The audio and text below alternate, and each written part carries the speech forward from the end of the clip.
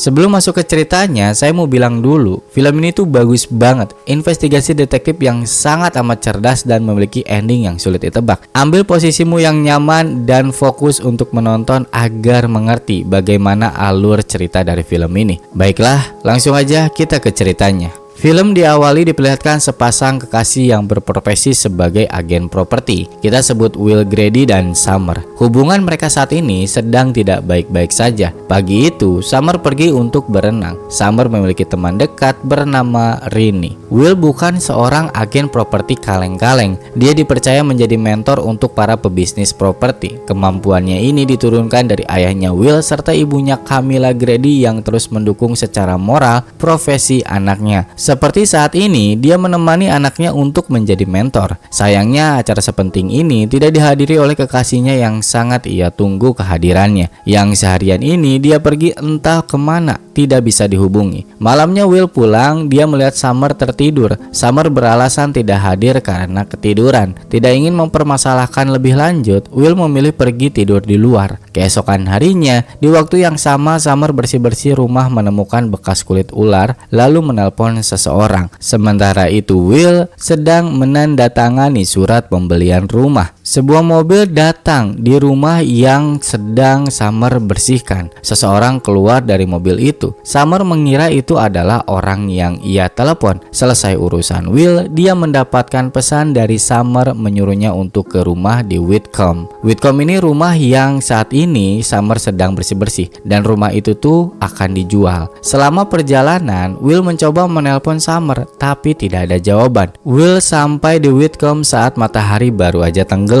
Tidak ada yang menyapa atau menyambut dan ternyata Summer telah ditemukan tewas tertusuk pisau.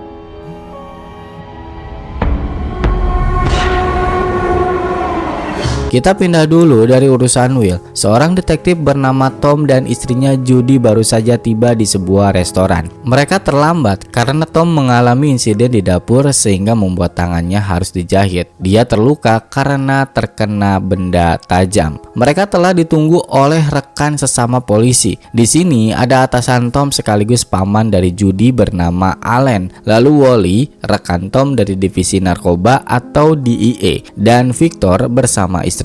Baru aja berbincang dan memesan makanan, Allen mendapatkan sebuah panggilan. Dia meninggalkan meja untuk berbicara di tempat yang cukup jauh. Acara makan malam ini ternyata untuk merayakan perpisahan Allen yang sebentar lagi pensiun sebagai kepala polisi. Selama percakapan Allen di telepon, Tom memperhatikan dari kejauhan. Ternyata telepon tersebut merupakan laporan kematian Summer. Allen dan Tom pergi menuju TKP. Saat di perjalanan, Allen mengungkapkan kondisi kesehatannya kepada Tom. Allen mengidap penyakit autoimun yang menyerang sarafnya. Kondisinya saat ini tuh sedang parah-parahnya. Sesampainya di TKP, seorang detektif bernama Dan Cleary menyambut. Di dalam ditemukan sepatu Summer di depan pintu masih terlihat rapi. Menurut Allen, ini adalah pembunuhan tunggal. Barang bukti berupa pisau tertinggal masih menancap. Tom wawancara Brenda, warga sekitar. Brenda melihat seorang pria keluar dari mobil. Dia mengenakan hoodie dan jalannya pincang.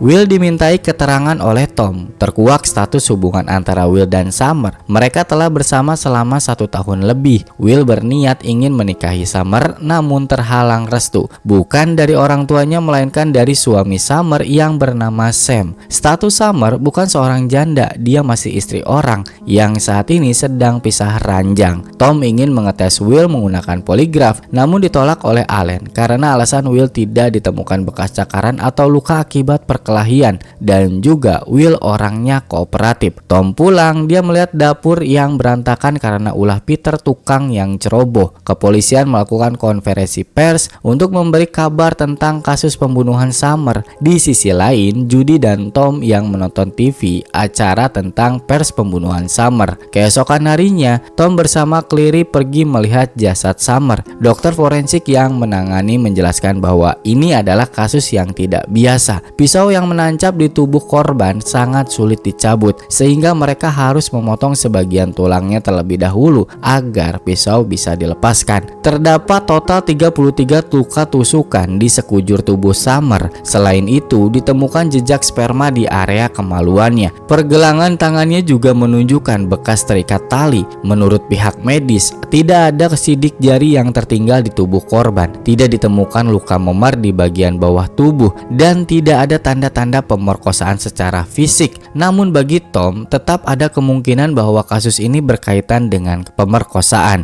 Dokter juga menemukan sehelai rambut pirang yang bukan milik Summer. Hal yang paling aneh adalah adanya garis merah di ujung telapak kaki korban. Setelah dianalisis, garis tersebut bukan darah, melainkan cat khusus bernama cat labur, yaitu jenis cat kuno yang dulunya digunakan di bangunan tua dan kini sudah tidak diproduksi lagi. Selain itu, ditemukan juga luka memar di jari-jari tangan Summer. Menurut dokter, luka tersebut kemungkinan besar timbul akibat usaha korban untuk membela diri. Tom dan Cleary lanjut mengecek CCTV. Terlihat sebuah mobil Buick LeSabre tahun 1990 melintas. Informasinya hanya sebatas itu saja, bahkan mobil tersebut juga terekam hanya bagian ban belakangnya aja. Tom dan Cleary lanjut memeriksa Will di rumahnya. Masih belum ditemukan hal yang mencurigakan di sini. Tom meminta foto Summer bersama suaminya. Lalu Tom melihat dapur dan dia sangat menyukai dapur ini. Dia pun memotretnya untuk dijadikan referensi karena kita tahu dia sedang membangun dapur. Tom bertanya soal foto kepada Rini, tapi dia bilang tidak mengenali laki-laki tersebut. Di kantor polisi, Tom diberikan sebuah rekaman CCTV Sam di dalam bus umum. Sam memiliki catatan kriminal kasus narkoba. Ditambah anehnya, dia suka mengkoleksi rambut pirang orang lain. Tom dan Cleary pun langsung bergegas ke rumah Sam. Ternyata dia tidak mengetahui kalau Summer telah tewas terbunuh. Saat kejadian, dirinya sedang memancing dan pulang larut malam. Cleary melihat tangannya Sam yang mencurigakan. Sam bilang itu adalah cat. Namun ketika ingin memeriksanya, Sam menolak dan malah menutup pintunya. Tom pun meminta bantuan Wally untuk terus mengawasi Sam dan gerak-gerik mobilnya Sam.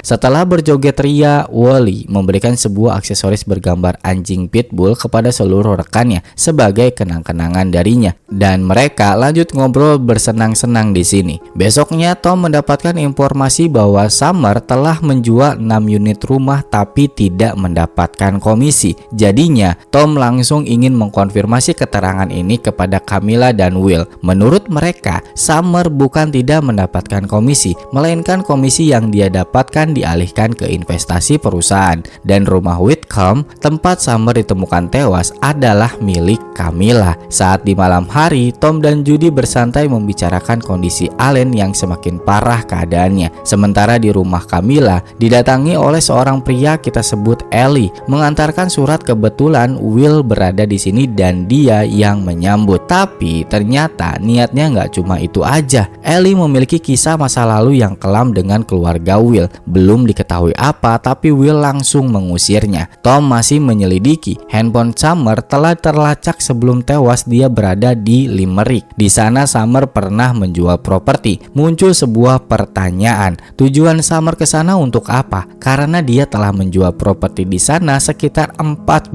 bulan lalu. Tom yang penasaran menuju lokasi. Terdapat rumah di tengah-tengah padang rumput. Rumah ini mungkin saja akan dijadikan gereja karena terdapat mimbar. Tom menemukan sebuah kaleng cat labur yang warnanya sama persis seperti yang ditemukan di tangan Summer. Lalu muncul seseorang. Dia mengaku sebagai pengurus di sini. Tom bertanya informasi terkait tentang tewasnya Summer, tapi orang itu tidak mengetahui apapun. Bahkan Sam pun dia tidak mengenalinya. Tom mendapatkan informasi baru soal rambut pirang. Ternyata itu adalah rambut wig. Nomor yang menelpon Summer sebelum ditemukan tewas adalah nomor sekali pakai. Tidak ada rekaman panggilan, hanya diketahui nomor tersebut menelpon Summer sebanyak 6 kali. Tom dan Judy ngobrol soal mobil yang terekam dari CCTV. Menurut Judy, itu bukan mobil Buick LeSabre, melainkan mobil Imperial. Judy sangat mengenali mobil itu dan sangat amat yakin. Tom bersama Cleary langsung bertanya ke sebuah dealer setempat. Dealer ini mendapatkan mobil Imperial pada tanggal 26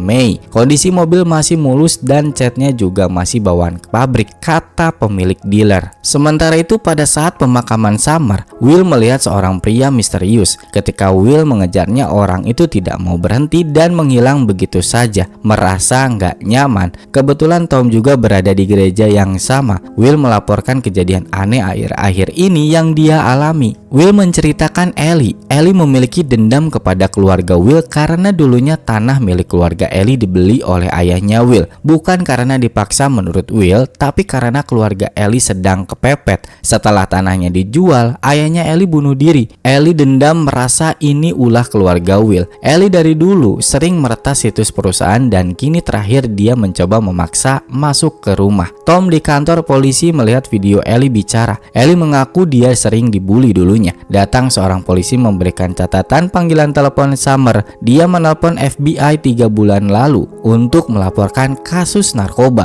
FBI memberikan kontak di IE tapi Summer tidak melanjutkan laporannya. Tom dan Cleary melanjutkan investigasinya. Kini mereka mendatangi rumah Ellie. Ellie berperilaku aneh di sini. Dia mengenakan topi polisi dan mengetahui tanggal ulang tahunnya Tom. Ellie memiliki sebuah kebiasaan sering mendengarkan radio polisi. Dia mengetahui kabar Summer terbunuh dan saat olah TKP Summer dia juga berada di TKP. Ellie langsung menuduh Will sebagai pelaku pembunuhan Summer. Tentu pengakuan ini berbalik dengan pengakuannya Will. Ellie ini beneran dendam banget sama keluarganya Will. Ellie ditambah lagi tengil di sini. Dia malah bicara masa lalu Tom, lebih tepatnya partnernya dulu 6 tahun lalu, Corazon. Polisi bagian narkotika telah melakukan penipuan dan Tom menutupi kelakuan partnernya. Tom agak naik pitam di sini. Dia langsung minta tes DNA Ellie, tapi dia menolak karena takut jarum suntik. Gak mau memaksa karena melawan hukum. Tom memberikan kartu namanya kepada Ellie, siapa tahu dia berubah pikiran,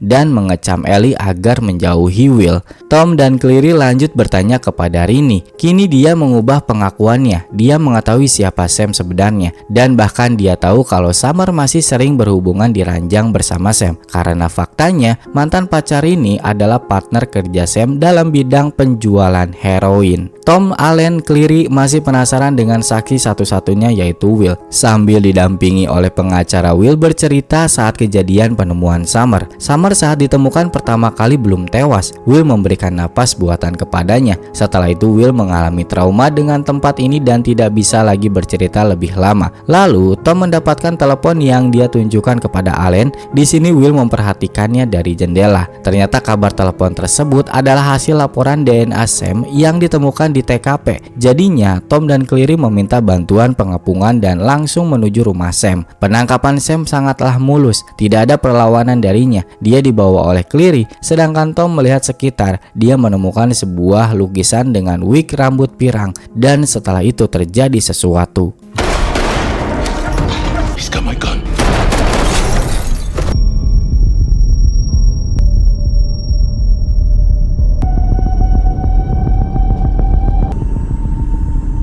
Polisi dan DIE berdatangan. DIE mengamankan paket heroin dengan solusi karakter kartun yang ditemukan di rumah Sam. Lalu Cleary menyesal dan meminta maaf karena teledor. Kematian Sam membuat Tom harus diperiksa karena Sam tertembak pada bagian punggung. Ini merupakan prosedur. Takutnya Tom bertindak sesuai kemauannya atau dalam pengaruh obat-obatan. Beberapa hari kemudian, koran mengabarkan kematian Sam sebagai pembunuh Summer. Hal ini menurut Tom janggal. Polisi langsung menetapkan tersangka yaitu Sam, tapi melupakan bukti lain seperti mobil, orang dengan kaki pincang, dan hubungan Sam dengan Summer. Besok paginya Tom di rumah Allen, tepatnya di garasi, mengeluarkan perahu yang ditutup. Di sini juga ada Wally yang memberitahu Tom tes urinnya telah lolos. Ini berhubungan soal insiden penembakan kemarin. Pada suatu malam, Will sedang minum di bar. Dia ditraktir oleh perempuan asing secara tiba-tiba. Akhirnya mereka ngobrol sampai bar tutup.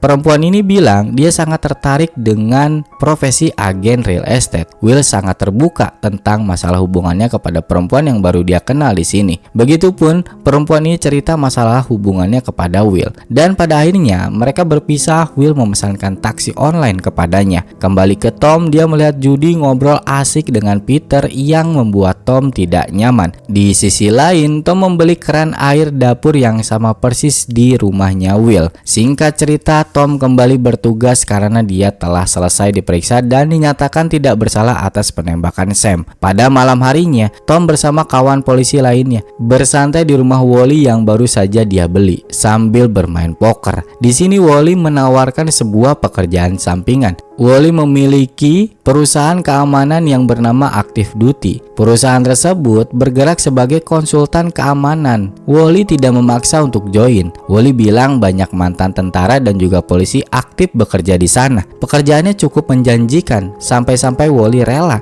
memberikan sebuah jam tangan Rolex mahal secara cuma-cuma untuk Tom. Tapi Tom menolaknya. Besoknya di kantor polisi saat Tom berbincang dengan Cleary, Tom tidak sengaja menjatuhkan sebuah foto tangan Summer. Dia melihat kejanggalan di sini dan mengambilnya secara diam-diam. Malamnya, dia mengetes menggigit tangan Judy dan memeriksa tangan milik Summer. Bisa dipastikan luka di tangan Summer merupakan bekas gigitan. Untuk menghilangkan rasa penasarannya, Tom meminta seorang teman ahli forensik gigi di Philadelphia dan dia mengatakan bahwa itu positif bekas gigitan. Temuan baru ini langsung Tom berikan kepada Allen. Tom meminta izin untuk mengecek Sam kembali agar memastikan luka bekas gigitan ini apakah dari Sam atau tidak, dan Allen mengizinkannya.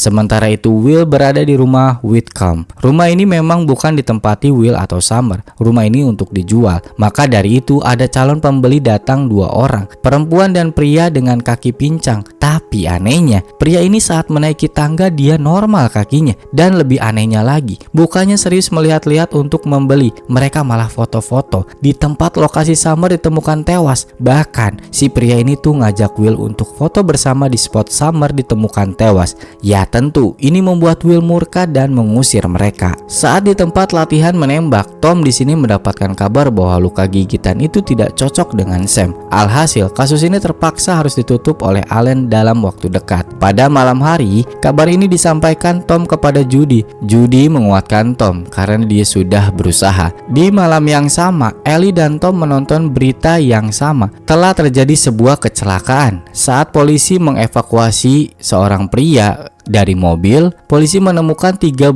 kg heroin di jok belakang mobil itu. Saat Tom memperhatikan, heroin tersebut terdapat solasi yang sama persis seperti dia lakukan di rumah Sam. Bahkan, ditambah anehnya lagi, pria yang ada di berita tersebut ditemukan dalam foto brosur perusahaan real estate milik Camilla, yaitu Whitefish. Pada tengah malam, Tom mendapatkan telepon, kantor Camilla telah diserang. Pelakunya tidak ditemukan. Barang-barang berharga di sini juga tidak ada yang hilang, kata Will. Sementara Judy terbangun di tengah malam mendengar sesuatu yang mencurigakan. Tom pulang, dia melihat tumpahan air di depan garasi. Tom menemukan Judy sedang menodongkan pistol kepada Ellie. Tom lalu memborgol Ellie. Di sini tangannya Ellie bergerak ketika diborgol. Ellie ngoceh lagi soal keluarga Will atau company Whitefish perusahaannya. Camilla dan Will telah melakukan pencucian uang hasil penjualan narkoba. Ellie juga mengatakan bahwa Summer adalah korban penipuan dari Whitefish. Ellie juga mengatakan satu nama, yaitu Rudy, korban yang ditangkap tempo hari karena ditemukan heroin di dalam mobilnya. Polisi pun tiba membawa Ellie pergi dan Ellie meninggalkan sebuah flash disk untuk Tom. Dalam isi flash disk tersebut terdapat banyak bukti penyitaan yang dilakukan oleh Whitefish perusahaan Camilla. Semua data penjualan yang dilakukan oleh Summer juga ada di sini. Tercatat setiap penjualan yang Summer lakukan semuanya tidak mendapatkan komisi. Salah satu rumah di lokasi 845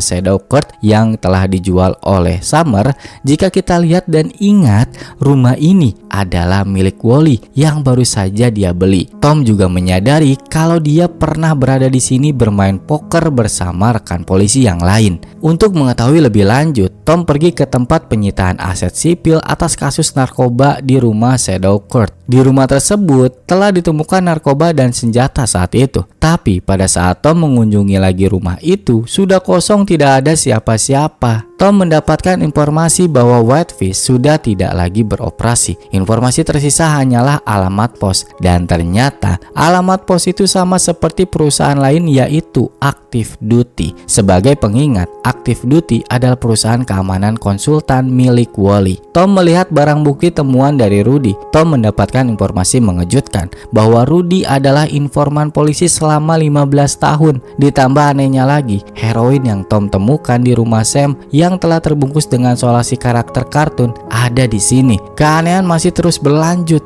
Barang bukti ini ditetapkan pada tanggal 21 September tengah malam, di tanggal yang sama saat tragedi penembakan Sam. Yang gilanya lagi, barang bukti dari Sam telah disingkirkan oleh Wally. Apakah ini heroin yang sama ditemukan rumah Sam dan melimpahkannya kepada Rudy? Belum bisa kita pastikan.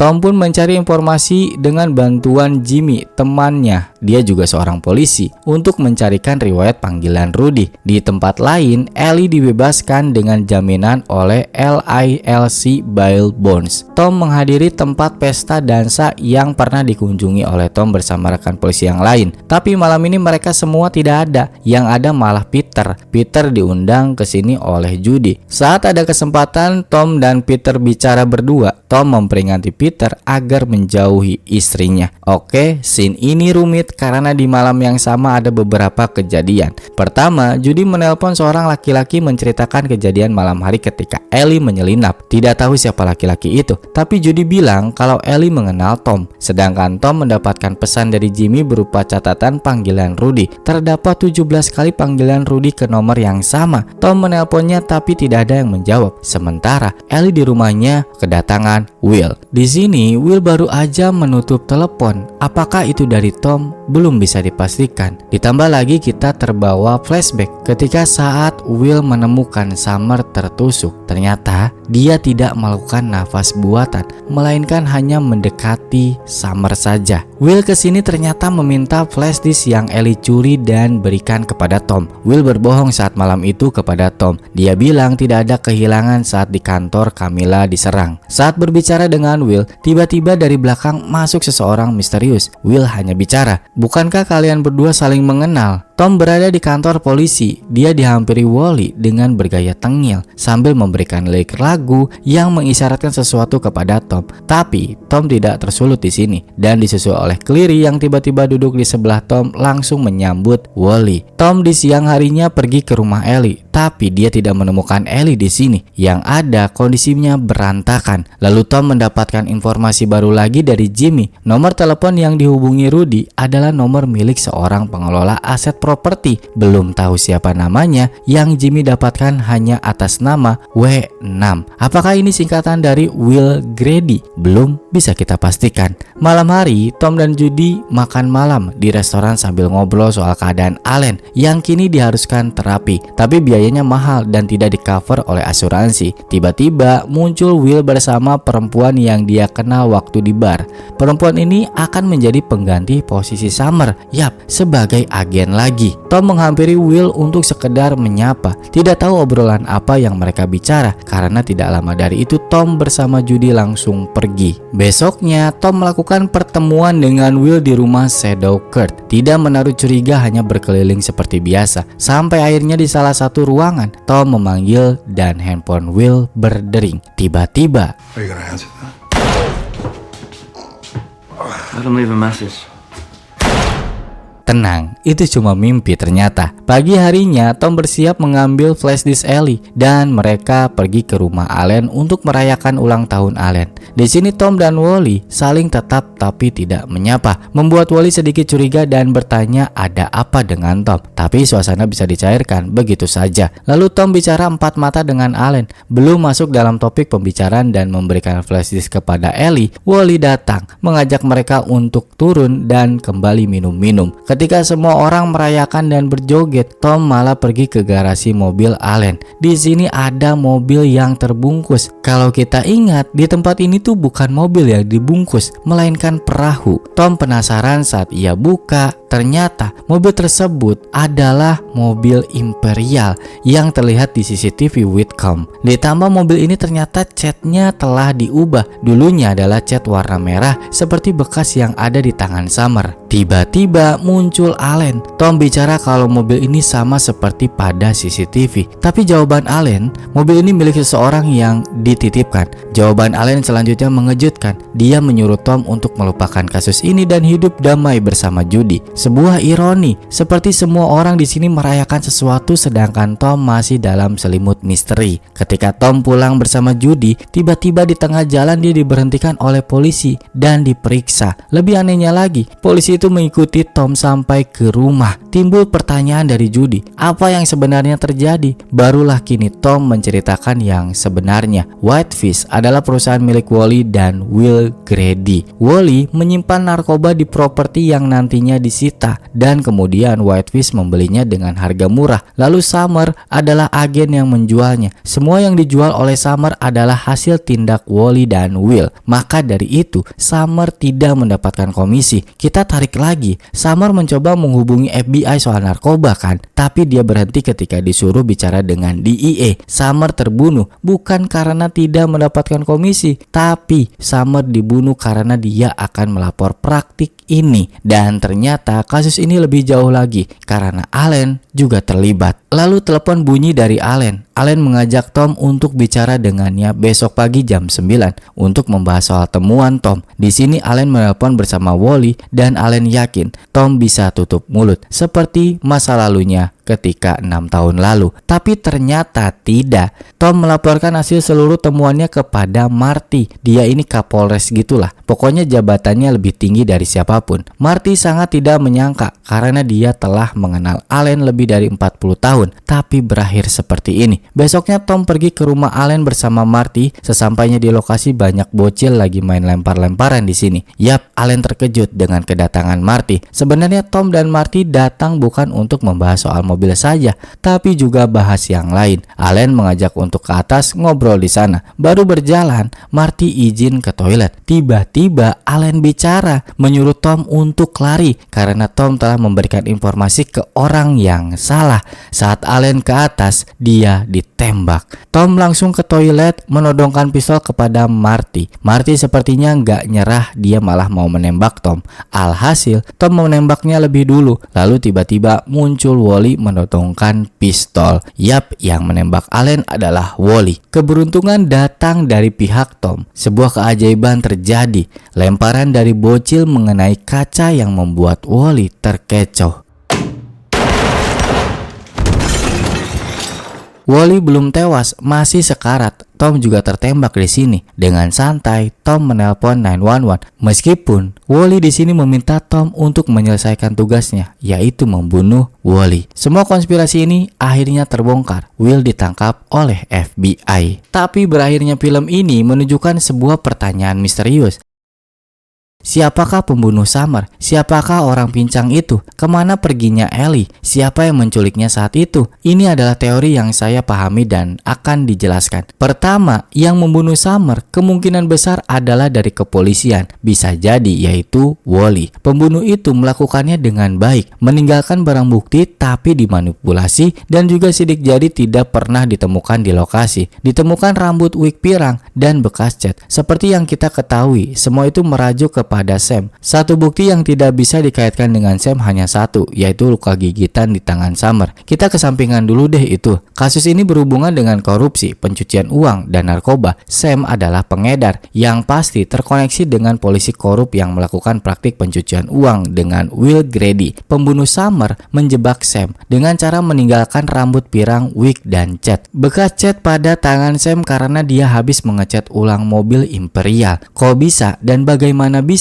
Kemungkinan ini benar karena Sam menolak diperiksa oleh Cleary saat itu. Dia tahu kebusukan polisi di sini dan posisinya dalam bahaya bukan karena telah membunuh Summer. Makanya dia hati-hati dengan segala kemungkinan. Soal DNA itu benar, seperti pengakuan Rini, Sam masih berhubungan dengan Summer. Maka ini cocok. Sam menjadi kambing hitam polisi. Kita flashback lagi saat penangkapan Sam. Ada yang janggal di sini. Sam ditangkap tanpa perlawanan dan merebut pistol Cleary. Ini bisa jadi Cleary sengaja memberikan pistolnya dan memberi tembakan meleset. Terjadi adu tembak hanya Tom dan Sam saja di sini. Kalau kita perhatikan pada scene penembakan Sam oleh Tom, sebenarnya Tom meleset menembak Sam. Ditambah saat Sam kabur, polisi yang di bawah tidak menangkapnya. Bagaimana bisa jika seseorang tertembak dibiarkan lolos begitu aja? Bisa jadi ini adalah jebakan untuk Tom. Karena setelah tragedi tersebut yang diperiksa itu siapa? Tom doang kan? Bukan Cleary yang teledor. Orang pincang adalah orang random yang sebenarnya untuk skenario atas kesaksian dari Brenda. Orang pincang tersebut juga ternyata orang normal. Ini hanya sebagai kambing hitam saja. Jika suatu saat kesaksian Brenda benar, Will bisa mengkonfirmasinya. Makanya mereka sengaja membuat Will marah karena mungkin Will sebenarnya tidak tahu siapa mereka dan ini adalah skenario dari polisi. Ellie diculik tapi siapa penculiknya? Tidak ditunjukkan dalam film dan juga tidak dijelaskan dalam filmnya. Will hanya bilang saat itu Ellie mengenalnya. Ya bisa jadi itu adalah Cleary. Siapa lagi yang memeriksa Ellie selain Tom dan Cleary? Kalau sosok misterius di gereja yang mengikuti Will itu adalah Ellie, kemungkinan besar. Karena setelah Tom menyuruh Ellie untuk menjauhi Will tidak lagi mendapatkan teror. Teror kembali lagi ketika Ellie melihat berita di TV. Mungkin ada beberapa detail yang tidak bisa dijelaskan atau mungkin luput dari saya. Kalian bisa mengkoreksinya atau menambahkan di kolom komentar agar seru. Semua penjelasan itu adalah poin utama dalam cerita dari film ini. Baiklah, semua effort ini bisa kalian apresiasi dengan subscribe, like, dan komen. Gua Angga, sampai jumpa di video selanjutnya. Terima kasih.